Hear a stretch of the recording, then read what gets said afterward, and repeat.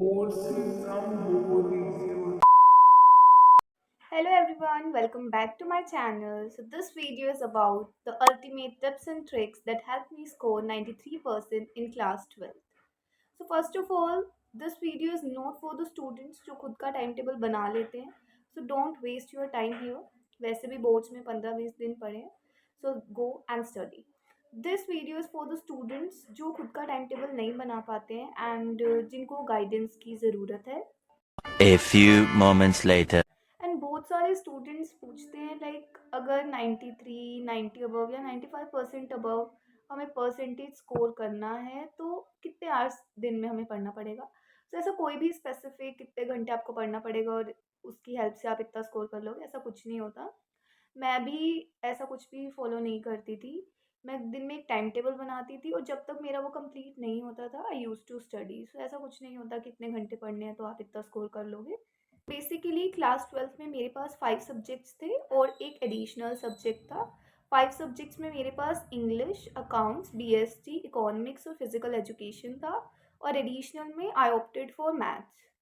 सो इस वीडियो में मैथ्स की तो टिप्स नहीं दे पाऊंगी क्योंकि I was not good at maths. तो बाकी जो रिमेनिंग 5 सब्जेक्ट्स है उसकी आपको मैं टिप्स दूंगी. So let's start with English. So English एक ऐसा सब्जेक्ट है जो आपके स्कोर को बहुत ज़्यादा डाउन भी कर सकता है और बहुत ज़्यादा अप भी कर सकता है. सो मेरी रिकमेंडेशन रहेगी कि इंग्लिश को थोड़ा अच्छे से प्रिपेयर करो. एंड आई नो इंग्लिश में बहुत सारे फालतू और सेंसलेस चैप्टर्स हैं क्लास 12th में. सो उसमें आप क्या करोगे, स्टार्टिंग में जो भी एक चैप्टर लो, क्योंकि देखो इंग्लिश में जो चैप्टर उनकी समरी याद रखना is very difficult.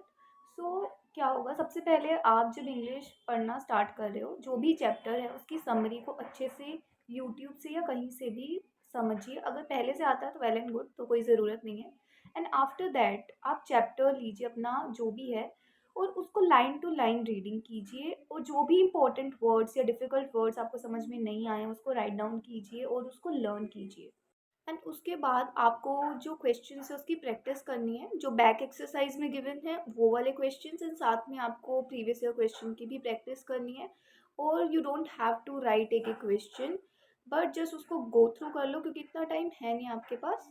But go through करोगे तो भी काम चल जाए. उसके बाद जो राइटिंग सेक्शन है उसको, वो आपका मेन फोकस होना चाहिए.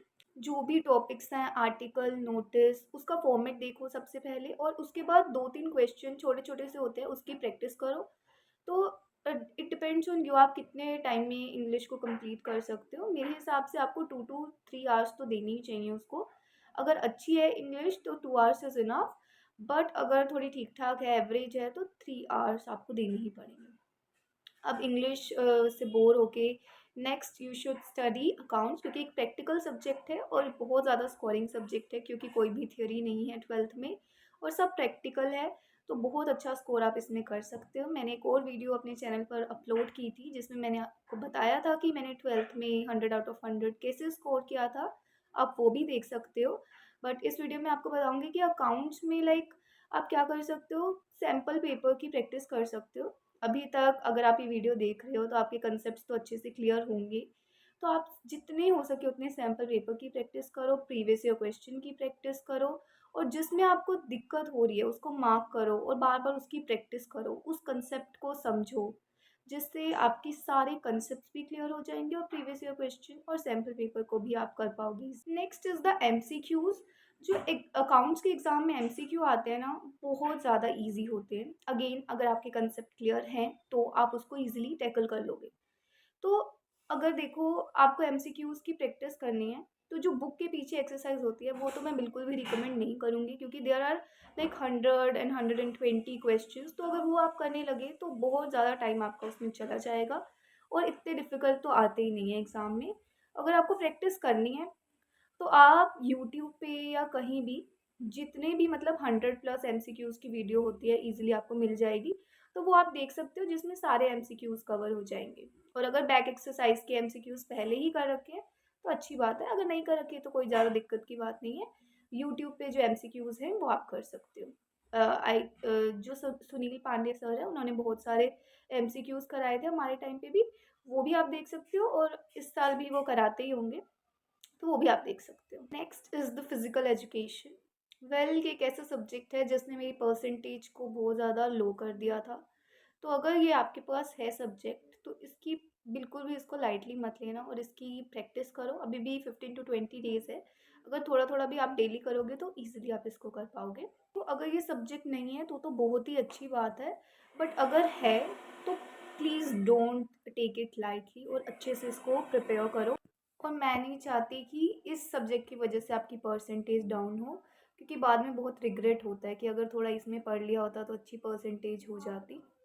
बट ठीक है, इट्स ओके, अच्छे से पढ़ना उसको। Now let's come on to BST. Well BST देखिए तो बहुत इजी सब्जेक्ट है एंड बहुत सारे बच्चों का ये फेवरेट सब्जेक्ट भी होता है, बट मेरा नहीं था।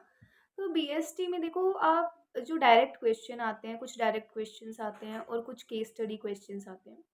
जो डायरेक्ट क्वेश्चंस हैं वो बहुत इजी आते हैं, उसमें आप इजीली स्कोर कर लेते हो। और वो क्वेश्चंस आते कहाँ से हैं, जो बैक एक्सरसाइज होती है या प्रीवियस ईयर में से कोई क्वेश्चन आ गया।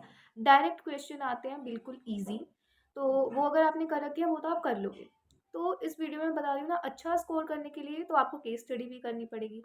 केस स्टडी जो होती है बहुत कंफ्यूजिंग आ जाती है कभी कभार, तो उसको आपको अच्छे से प्रैक्टिस करना पड़ेगा। अगर आपके उसमें कंसेप्ट भी क्लियर है तो समटाइम्स फिर भी आपको उसमें कन्फ्यूजन होगी। तो अगर वो पहले आपने कर रखा होगा तभी आप उसमें अच्छा स्कोर करोगे। तो केस स्टडी को बहुत अच्छे से प्रैक्टिस करनी है, उसको बैक एक्सरसाइज में जितने भी केस स्टडी है वो करो। डिफरेंट वेबसाइट पे बहुत सारे केस स्टडी आ जाते हैं, वो करो। प्रीवियस ईयर सैम्पल पेपर जितने भी केस स्टडी हैं उसको बहुत अच्छे से करो। आप देखो प्रीवियस ईयर में एक केस स्टडी आया था बहुत ज़्यादा कन्फ्यूजिंग, जिसमें जो आंसर था वो स्टाफिंग और कंट्रोलिंग में बहुत ज़्यादा कन्फ्यूजन थी।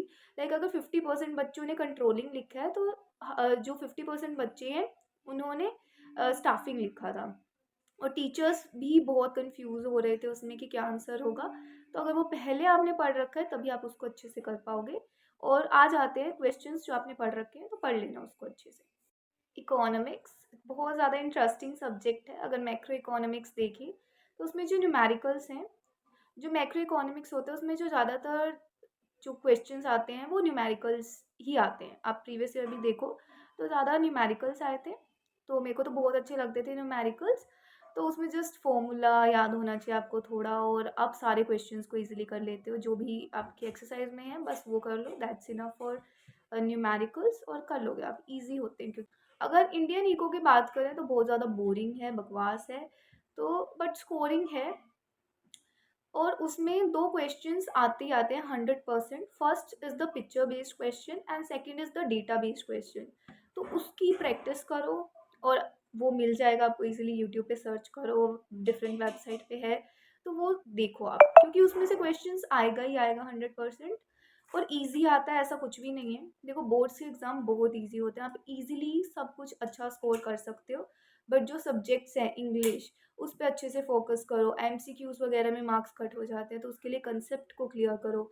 अगर फिजिकल एजुकेशन है तो उसको अच्छे से करो, क्योंकि फिजिकल एजुकेशन में अगर आप चाहो तो you can easily score 100 marks. और मेरे आए थे 87, जिस वजह से मेरी परसेंटेज 95 आ जाती, but it came down to 93। तो उसको अच्छे से करना। बाकी बोर्ड्स में ज़्यादा स्कोर करना डिफ़िकल्ट नहीं है, अच्छे से प्रिपेयर करो। अभी भी 15 to 20 डेज़ हैं, अगर कुछ नहीं भी किया तो भी अभी से स्टार्ट करोगे, इम्पोर्टेंट इम्पोर्टेंट टॉपिक्स करोगे तो भी आप पास हो जाओगे। और अगर प्रैक्टिस कर रखी है, जो मैंने टिप्स बताई हैं उसको फॉलो करो, 95 above percent you can easily score. Thank you, all the best for your exams, take care.